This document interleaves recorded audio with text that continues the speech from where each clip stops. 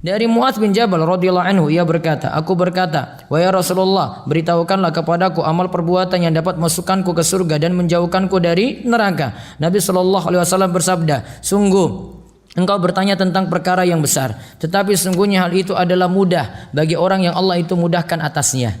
Engkau beribadah kepada Allah dan jangan mempersekutukannya dengan sesuatu apapun. Mendirikan solat, membayar zakat, berpuasa di bulan Ramadan dan pergi haji ke Baitullah. Kemudian Nabi SAW bersabda, maukah engkau aku tunjukkan pintu-pintu kebaikan? Puasa adalah perisai, sedekah itu memadamkan kesalahan, sebagaimana air memadamkan api, dan solatnya seseorang di pertengahan malam. Kemudian Nabi SAW membaca firman Allah, lambung mereka jauh dari tempat tidurnya, sampai pada firmannya yang mereka kerjakan. As-Sajdah 16-17. Kemudian Nabi SAW bersabda, maukah engkau aku jelaskan tentang pokok segala perkara, tiang-tiangnya dan puncaknya? Aku katakan, mau wahai Rasulullah. Nabi SAW bersabda, pokok segala perkara adalah Islam, tiang-tiangnya adalah salat, dan puncaknya adalah jihad. Kemudian Nabi SAW bersabda, maukah aku jelaskan kepadamu tentang hal yang menjaga itu semuanya? Aku menjawab, mau wahai Rasulullah. Beliau sallallahu alaihi wasallam lalu memegang lidah beliau dan bersabda, jagalah ini, yaitu lisan.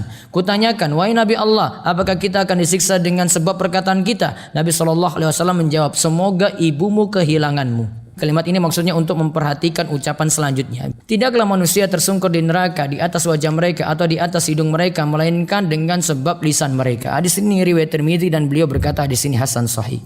Lalu sekarang kita lihat faedah hadis. 1. Para sahabat semangat dalam bertanya dan mereka semangat dalam mencari jalan menuju surga. 2. Amal soleh adalah sebab seseorang masuk surga. Faedah ketiga, sebab masuk surga itu mudah jika Allah mudahkan. Kemudian faedah yang berikutnya yang keempat, puasa dapat melindungi dari siksa neraka. Ini puasa wajib maupun sunnah ya. Terus yang kelima, sedekah akan menghapuskan dosa. Terus yang keenam, hadis ini menunjukkan keutamaan sholat malam dan berdoa sepertiga malam terakhir.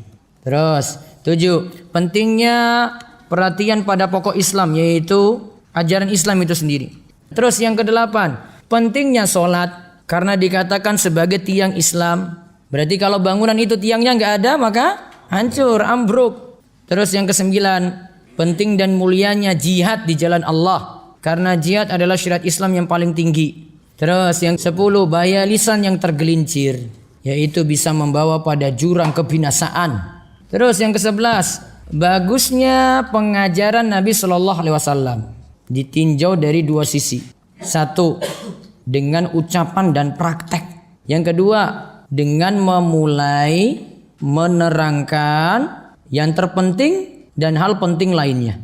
Ya, terus yang ke-12, semangat para sahabat dalam belajar dan menghilangkan kerancuan pikirannya. Nomor 13, boleh mengatakan kalimat yang populer dan masyhur di kalangan Arab seperti sakilatka ummuka, ibumu kehilanganmu. Tapi maksudnya untuk mengajak supaya perhatian.